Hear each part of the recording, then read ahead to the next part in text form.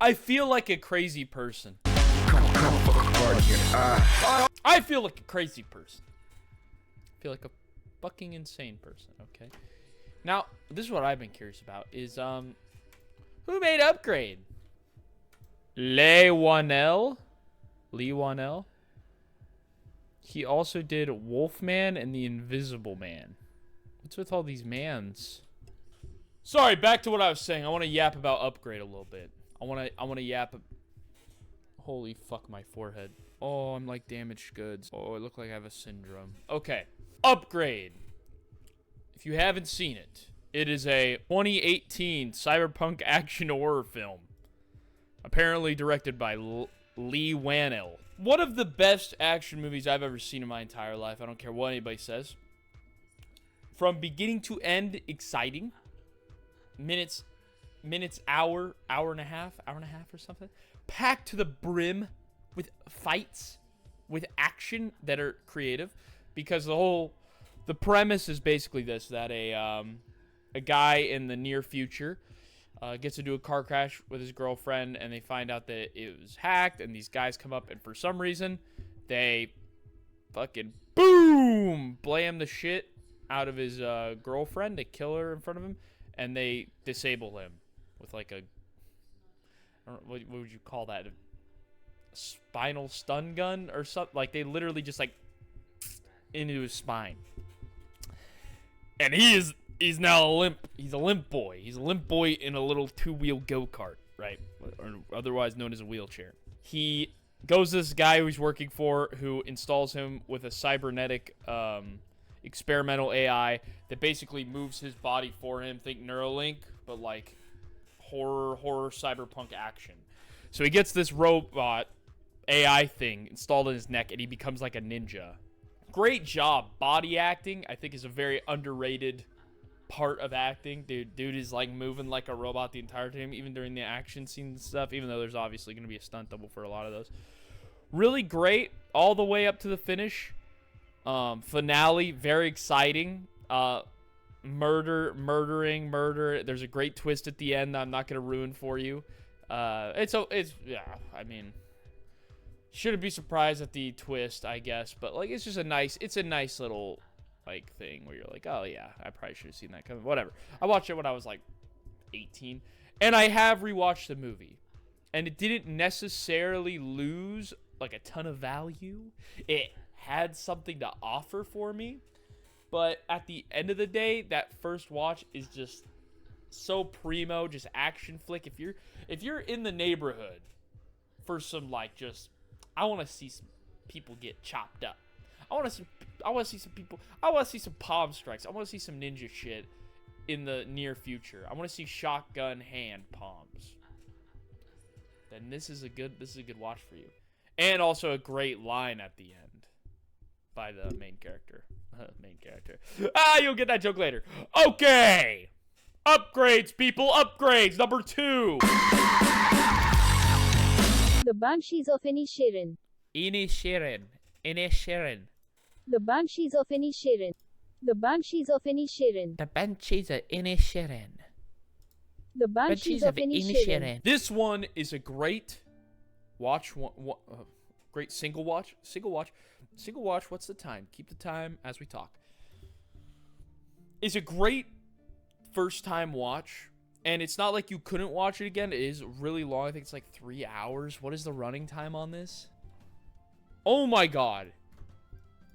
It's an hour, 49 minutes. I've lost the, as they say, the plot. I've lost the plot. Continuing on with what I was saying. Very slow movie. If you're looking for a drama, if you're in the neighborhood for a nice drama about friendship and loss of friendship and growing old and just growing in general into and out of relationships, Banshees of Inisheren, it's always gonna be a great watch. Now, why does it make this list of one-time watches? Is because I think it hits the hardest upon first watch. Okay, some of these are like it gets worse with rewatches, and some of them are, it will never live up to your first watch. And this falls into secondary cat. The latter, wait. Yeah, the latter, the former, right? So it's the latter. Whatever, I don't care about that old-timey 18th century knight shit. Story, simply put, two guys on an Irish island in a bar who are friends. One day, one of them just decides, I don't want to be friends with you anymore. And the other guys try to figure out, like, well, why the fuck don't you want to be friends anymore? And he's trying to figure that out. And it's that's the whole plot. Very simple. That first watch, I cried. Okay, not gonna lie, teared up. Hey, I teared up. I had a couple drops. I had a couple raindrops coming out my eyes. I had a couple raindrops coming out of there. If you like character dramas, you like dialogue, great watch. Good shots too. Good shots. Not a lot of momentum happening though.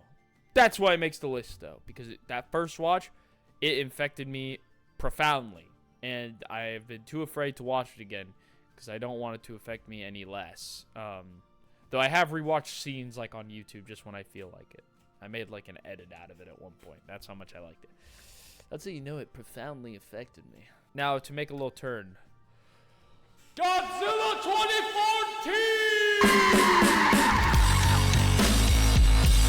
2014! Listen, I don't care what any of these losers have to say about Godzilla 2014, okay?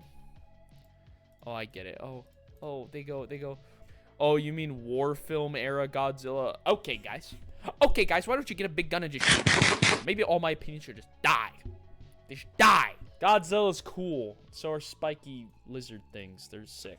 In fact, I have multiple up here. I should tell you how I feel about that. This one's headless. This one got absolutely mind blasted. Tell me for 1 second you're ever gonna stop liking Godzilla. Tell me, look at these images, tell me, oh, actually, I don't want a giant lizard to blast New York or blast wherever the hell. What was it, Chicago? Where did it take place? Where did it... Oh my god, Japan, Hawaii, Nevada, San Francisco was the big one. Okay, that's a, yeah. Way off, but you know. Jarhead! Guys, do you get the reference? Do you get the reference? Guys, I like movies, I promise. Oh, I promise I like movies, guys. Look at me. Look at me, I promise. I'm not stupid for thinking this. I don't care. I don't care what people say. When I watched this movie, it was so fun. 2014? How old was I? I was 10. That's crazy to think about. 10 years old. I was a Godzilla lover. If you couldn't tell by my autistic spazzing, I've always loved Godzilla, so I'm very biased here. And if you have a problem with that, I will just like cause problems for you, for your future, for your life, for anybody around you, if you have a different opinion on Godzilla. So just keep that in mind before you say anything. My grandpa used to play me Godzilla, like the VHS tapes and like DVDs, and we would like go down and he would give me candy and I'd play with Hot Wheels and I watched fucking Godzilla, dude. And those were the greatest days of my life before my eyes were open to the real world. Before I realized what, oh, this is what the world has to offer for me. Can I go back to the candy, Godzilla, and Hot Wheels, please? And the world said, no, you can't. No, you can get you can though. And I was like, oh, darn.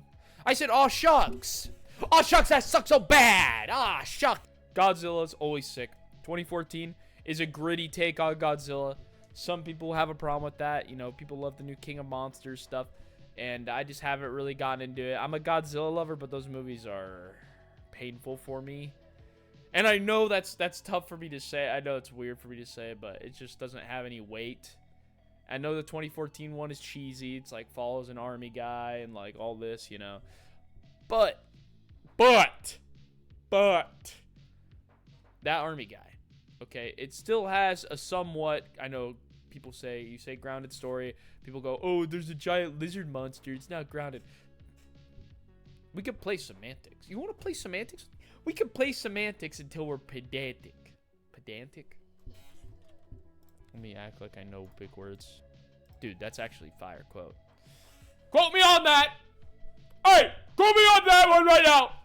I want quote me on that immediately! Quote me or die! Okay, anyways. It's a grounded story in a fantasy world, right? Because if you want to go completely ungrounded, you can do that. There's extremely insane movies out there. You can have grounded characters and stories in a crazy world. Okay, that's allowed. I don't know why people act like you can't. It's impossible. It's impossible. It's just, I just can't even imagine. I can't even imagine having a somewhat realistic story in a fantasy world. Ugh! Well, it's not good storytelling then, is it? It's not good story. I'm sorry. Let's play King of Monsters.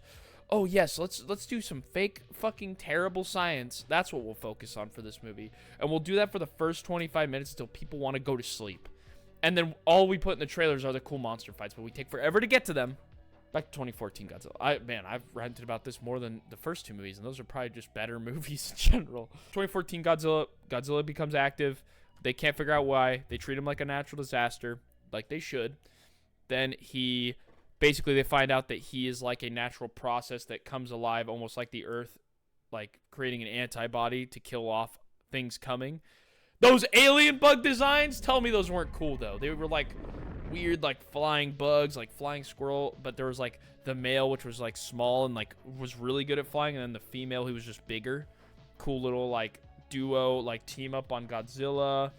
Then you got the army story in the background. That was a nice little subplot. Keep things moving, keep things human, and nice action. And I know it had the war cam, which people are always gonna get mad about. Oh, it's gritty. Godzilla isn't gritty. Godzilla isn't a war cam. Have you seen Shin Godzilla? I'm sure Shin Godzilla is amazing. I've been meaning to watch it, really, but I just mean, like, 2014 Godzilla, really fun, single watch. Just have fun with it. Stop. That's the form where I was talking about earlier. Okay? Bet you on another rewatch, I wouldn't like that movie this much. Oh, Outlaw King. Oh, Outlaw King. I made the mistake of watching a second time. Hey, don't watch it. Don't watch it again. Well, I did, because I'm fucking brain dead, apparently, dude. A really well-made movie. One of the few movies I ever saw History YouTube give any flowers to. Because History YouTube, if you're in that vein at all, like I am, because I like history shit, dude, 90% of them can't handle a movie with medieval or any historical placement, dude, without just being like, oh, actually, their hilts were not bronze at the time. Oh, actually, they didn't have tassels on the end that were colored red. They were colored purple for this specific. Can we not have fun? Are we not allowed? Oh, we're not. Hey, guys, close up shop. No fun in movies, no medieval places unless you know every single little factoid. You can't have something fun. Can't do that. Oh, I saw what they did with the king, dude. These fucking. Oh my god, they just brutalized the king. Sorry.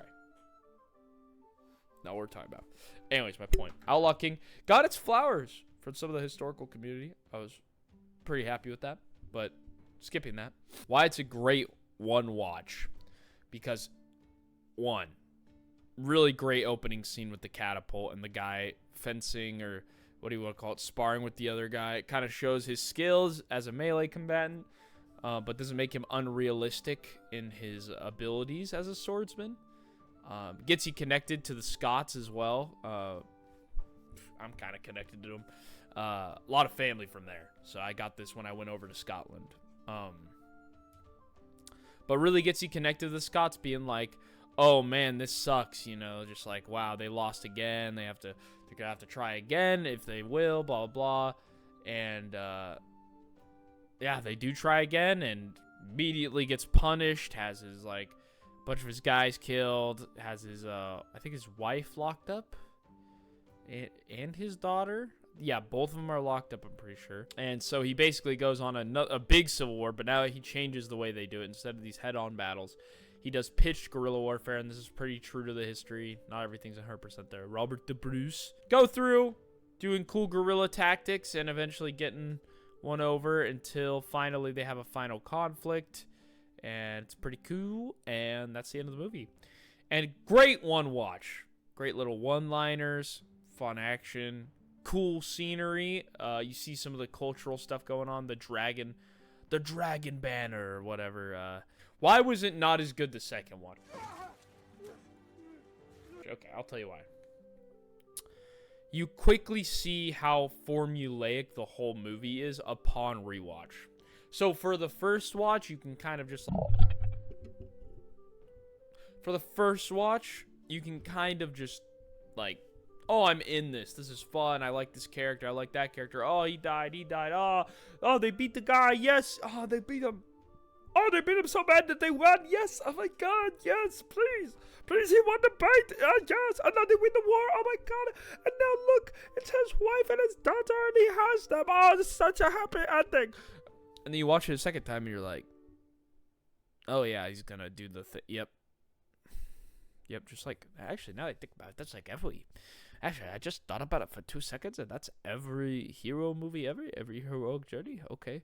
And then it's like the next plot point, you're like, oh, well, that's exactly what, wow, okay. They're like literally just hitting all these perfectly placed plot points that would be in every one of these kinds of movies. And then eventually you kind of get like, wow, this is pretty generic. It's a pretty generic movie, but that first watch is really fun because just, it's the key points are hit very normally, and it's kind of unoriginal, but it's done so well that it can get away with it. That first watch, I think the second watch, it kind of starts to shows its weakened scales there, where you strike the what am I thinking of with that? Is there a myth with weak scales where they strike, or like striking where there is no scales?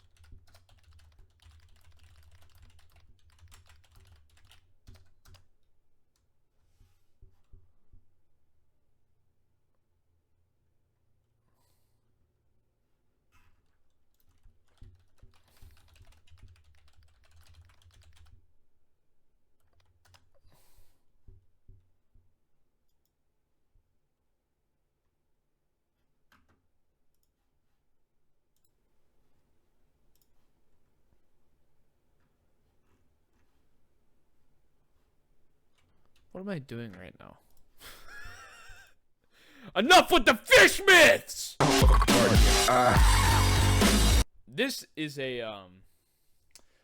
a pick for a different reason. Okay, I watched this movie pretty recently, I think. Let me check the release date on this, but I watched it like a month ago. It's made by Danny Philippou,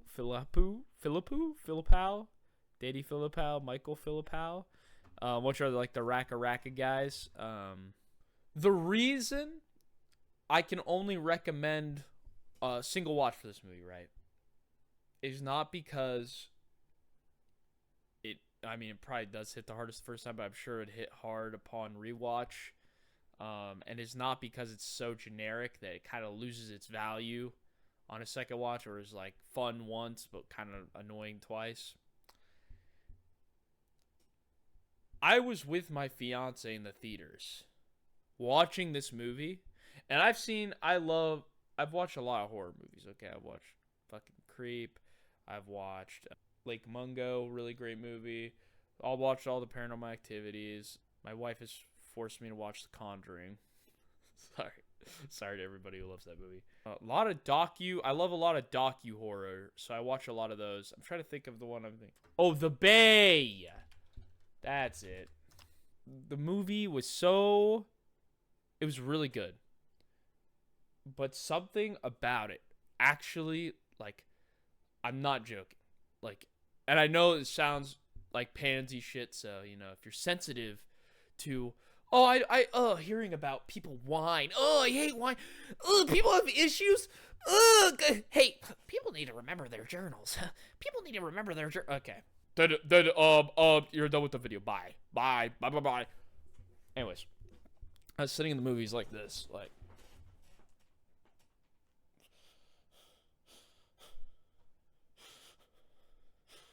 Like literally having I was like literally having a trauma response, which I don't say lightly. Okay, I don't have a trauma response like every day of my life. This is something that hasn't happened to me in a couple years. Like when a little kid's in trouble. Or when a little kid's in real danger, and they're like, and my fiance like grabs me on my arm, my like forearm, and I look over, and they're also like, and I'm like, oh, fuck, I gotta, like, kind of man up here. And they're gripping onto me. And they go, we can leave if you want. I'm like, no, I want to finish this. I want to finish this movie. So there are some things in that movie that have affected me on a very deep level. And I've talked to my friend about it. And because he watched it a week later with his wife. And we talked about it for 5 minutes before we dropped it. And we haven't talked about it since. Because that movie can have a very deep impact on you if it just hits the marks. And I think people that tend to have the same, like, issues in life or same kind of problems happen to do this as friends. So I think my friend was also pretty bothered by the movie. And we both ended up just dropping it. So I will never, to be clear, I will never watch Bring Her Back ever again. Ever again. I really couldn't see myself ever watching it again. But it is my second favorite horror movie of all time, just behind Creep. Love the movie Creep. There are some scenes, there's some comments in there that really freak me out, and it is a tragic, tragic story. Just really sad, really terrifying at points, but mostly just traumatizing. So if you love trauma, then Bring Her Back. So stay safe, stay reliable. Yeah. Wow. How's that for the end of the video? Is that the end of the video? Movies that only have one watch value does not make them less valuable than other movies. In terms of value, it should be, how has a movie affected you in a profound way? Or how has a movie made you enjoy it in an unprofound way? These are the values in a movie. And these five I've showed you, these five movies should tell you everything you need to know about a one-watch movie. Alright, and this is Watch Mojo, ending here. Oh, I almost put Fight Club on this list. People would have decapitated me, though.